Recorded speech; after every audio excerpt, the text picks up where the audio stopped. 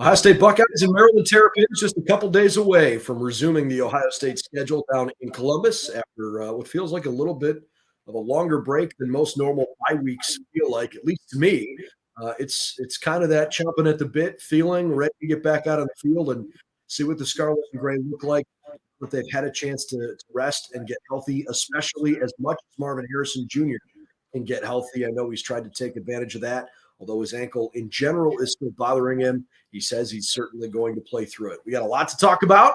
We're going to dive in a little bit more on the matchup after talking more Maryland-focused content yesterday. This is a little bit more about the Buckeyes themselves. They prepare for, frankly, what might be their best offensive test to date, and that includes the Notre Dame game. Is Maryland really that good? We're going to find out for sure. We're going to talk about it next on the Buckeye Breakdown podcast. We've got the whole crew together as we cover Ohio State with our instant analysis from Ohio State. There's something that doesn't feel right. Unbelievable effort from him today. Is E.J. Liddell going to crack the first team All Big Ten? I think he can be the guy. I'm not trying to start a quarterback controversy. He seems to have the durability. He certainly has the toughness. This is the question on a lot of people's minds here. Welcome to Buckeye Breakdown.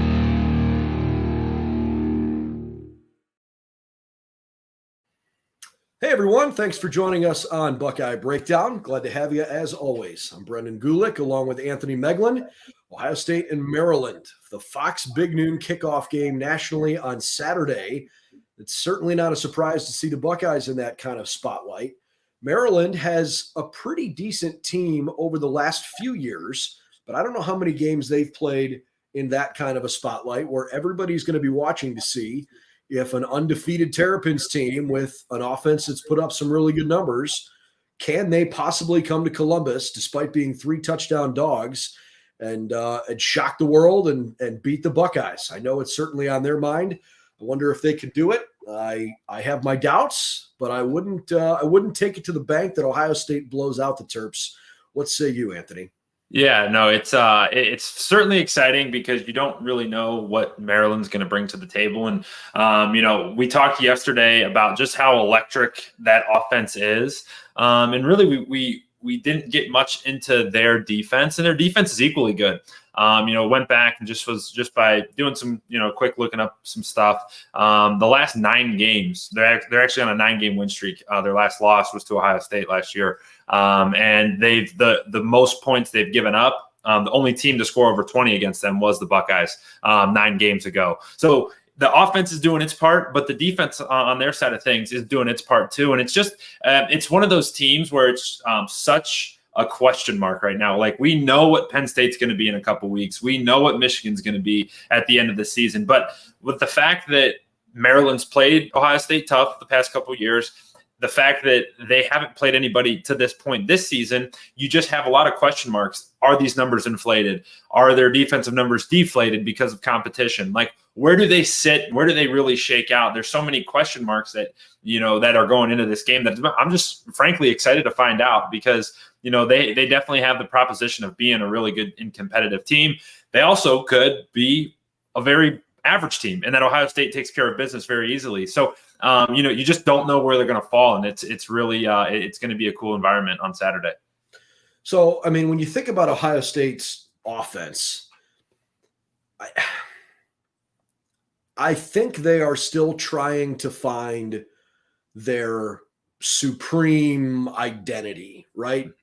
They can clearly throw it. They've got incredible talent on the outside. They've got what I would consider to be a really healthy, steady, strong running back room with some depth where you've got a home run hitter in Travion Henderson, and you've got, guys that you feel really good about running between the tackles and Chip Trainum and in Mayan Williams. And again, not to say that Travion can't, but for whatever reason, he's been better when he's gone to the outside. And I don't know that that's necessarily a condemnation of him as much as it is, for whatever reason, the offensive line struggling when he tries to run between the tackles.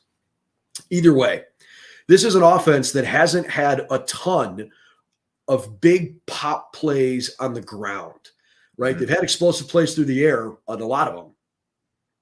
But they actually, I heard earlier today, they have the 5th fewest rushes of any college football team of 10 yards or more. Only 11 times this year they've had a 10-yard or more run. And I suppose there's a part of me that thinks, well, gee, these Ryan Day offenses have been a heck of a lot more pass happy in years past than they are this year, but they seem to want to run the ball more this year. The run pass breakdown has been more even this year than it's been in previous seasons. And yet the home run ball on the ground has really only been there once, when Travion busted the big one a couple weeks ago in South Bend. So one of the things I'm really interested to watch is, can they hit some explosive plays on the ground to maybe put on tape, like, hey, we worked really hard on this the last couple of weeks. And, you know, for everybody that wants to play a little bit off, give us a little bit of room on the outside, because you don't want Marvin or Mecca to beat you over the top. You know, now we've added this additional threat. I'm interested to see if that develops. Well, and I think that, you know, the tape of the Notre Dame game where Emeka was the guy, you know, last 2 Saturdays ago, you know, now teams are going to have to factor that in, and they're going to factor in the fact that, you know, Ohio State hasn't been great on the ground. And, you know, this has been a theme of ours, right? You know, you go back to Indiana, we question a lot of the play calling and the design. Remember, they were in the I formation. It didn't look the part. And then as we went into Youngstown State and Western Kentucky, it was a lot of like physicality questions. Like, what is this offensive line going to be? And yes, it's been a really fun past 2 weeks since the Notre Dame game. Hey, let's say 3rd and 19 doesn't go Ohio State's way. There's a whole lot of different conversations that are happening right now, because, you know, there's still some things that Ohio State needs to improve on. And I think that is not lost on Coach Day, especially. I referenced it yesterday, but I just couldn't have loved his first media availability anymore. It just seemed like a guy and a coach who just totally unsatisfied, totally, hey, that tape's gone, that game's over with, we're done with it. You know, we got to continue to get better, because what we did on Saturday isn't good enough to keep going forward. You know, so I loved that mindset. And there is a lot that needs to get better. And honestly, when you look back, even to CJ last year and even the years in the past, the run game is such a big portion of what they do. Yes, everything. The headline is wide receiver U. It's Chris Olave and Garrett Wilson and Marvin Harrison Jr. and Emeka Egbuka. Like, those are the headliners. But they've always had a really good run game, and it's always paired really, really well with their pass game. And right now, it still even feels a little disconnected, where it's like, all right, we've gotten into situations where we're being forced to throw the football because we can't run it. And that leads to really tough scenarios for Kyle McCord and for anybody throwing the football. And then on the flip side, hey, if you're not throwing it successfully, teams are going to load the box and like, hey, best of luck. You can't throw it right now. You know, we make you run it down our throats. So it hasn't really meshed to this point. And really what I'd love to see, and you made a good point, like, what did they work on in this bye week? And it's going to be really the run game and making sure that it marries with the pass game, so that instead of it just being like two different options, it's all one, and you're being able to throw off the run and you're being able to run off the pass. And, you know, I think that's really big. And I think you're going to start seeing steps in that direction to get it to where it needs to be. Well, to your point on Ryan Day, everybody else can feel pretty good about the Notre Dame win. And I know Ryan felt as good as anybody about that in the moment, but man, it is his job to set the tone.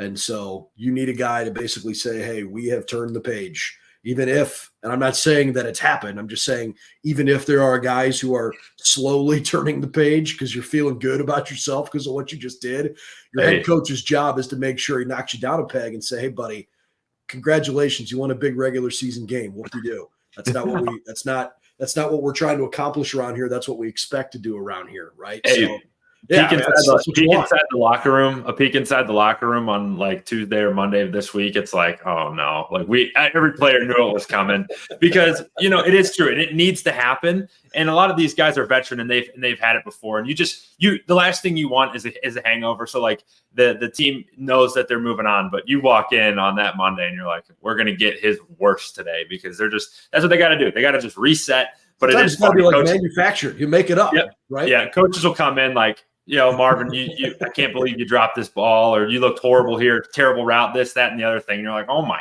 gosh, should I even play anymore? Like, what the heck's the point? Oh, that's awesome.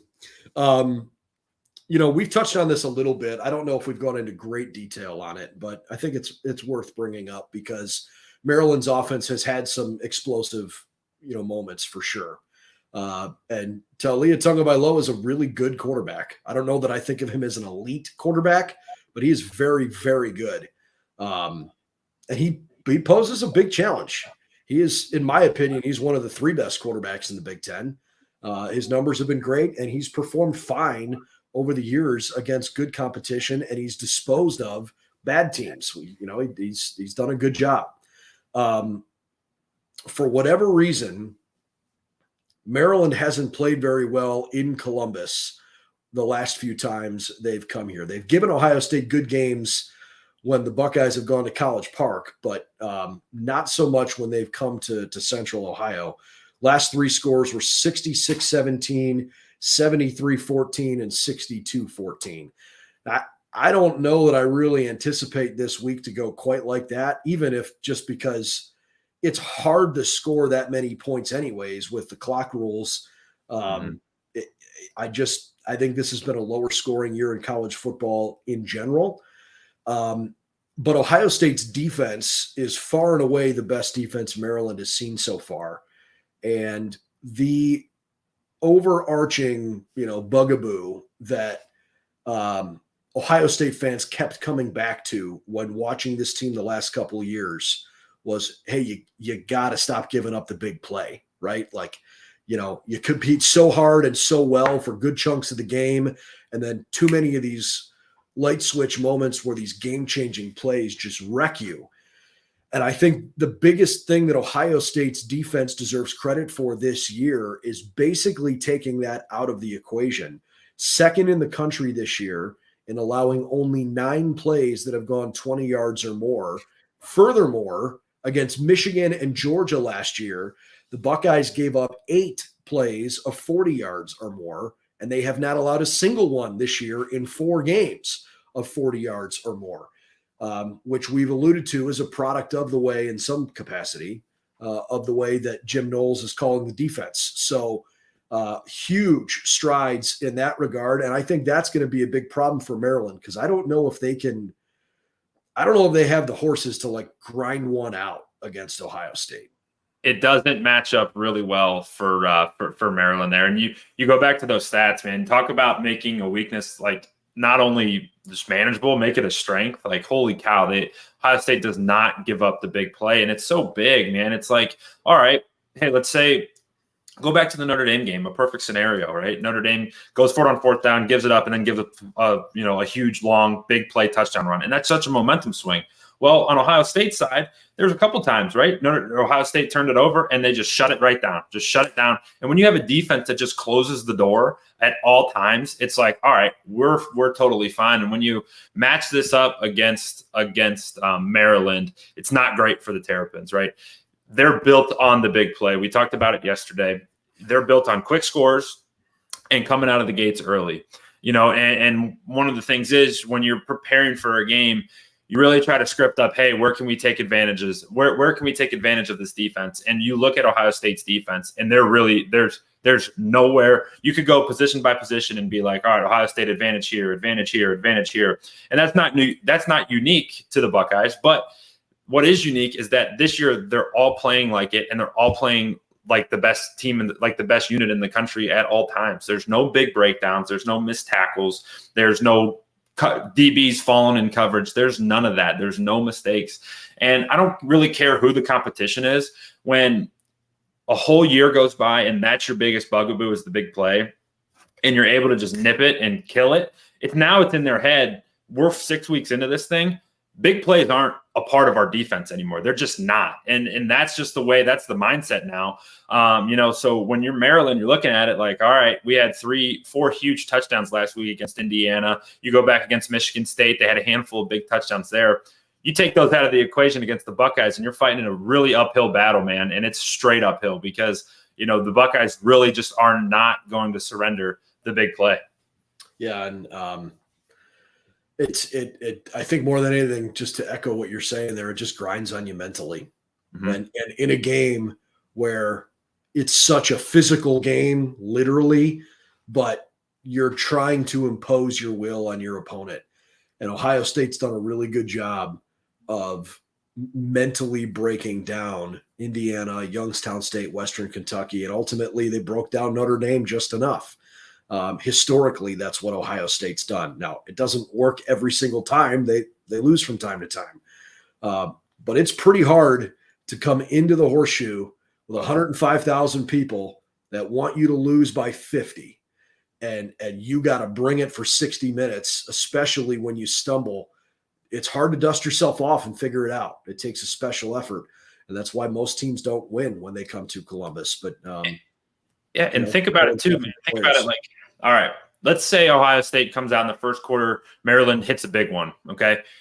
They're not getting another one, and 7 points isn't beating you on Saturday. They may get a big play or big completion, get them into scoring territory. They may even hit one big for a touchdown. But you better believe it's not happening 2 or even 3 times. So like that is a big deal. And then to your point too, and this goes back to what you said, just Maryland's struggles in Columbus, like big plays take the wind out of the sails of a stadium. But when you're historically the last 3 times you're in there, you're getting outscored by like 160 points. Like that is in your head too. It's like, oh my gosh, you're backed up in the student section. It's red everywhere. You're looking at that block O in the middle of the field, man, and you're at third. You're 3rd and 9 because you went incomplete, and that's tough, man. That's a tough deal. I guess 2 incompletes would be 3rd and 10, but you know what I mean? Like it's really hard to be back, like to be in that environment for 60 straight minutes. And that's why you see this stuff when you're built like that. And it's, coaches talk about it often, what travels, that type of offense and that type of, explosiveness sometimes does not travel. And you're going to see it Saturday. You'll see how they match up. If they can hang early, it may be tough, but in my opinion, I don't think it's going to be something that they're able to do. I kind of envision this game maybe a little bit like, the first quarter and a half that we saw from Michigan and Rutgers, where Rutgers was competitive. They were in it until they weren't, right? I kind of anticipate that this could look like that for a little while. It may on the scoreboard look like, hey, this is a really good game. And maybe there's some plays on the field that make you think like, yeah, it's a really good game. But I also think Ohio State's a nearly 20-point favorite for a reason, because they are supposed to be the substantially better team. And I think they're going to play like it on Saturday. Can't wait to see how it all turns out. Of course, we've got plenty of coverage coming for you all weekend long on BuckeyesNow.com. Your written home for all your latest Ohio State news and information. Of course, we're with Fan Nation, the Fan Nation Network, and the Sports Illustrated Media Group. For Anthony Moeglin, I'm Brendan Gulick. Thanks for joining us for a little bit tonight. Please subscribe to the YouTube channel. We continue to bring you video coverage just like this all season long to give you all the latest on the Bucks. Can't wait to see you down in the Horseshoe Saturday afternoon as Ohio State finally gets back on the field.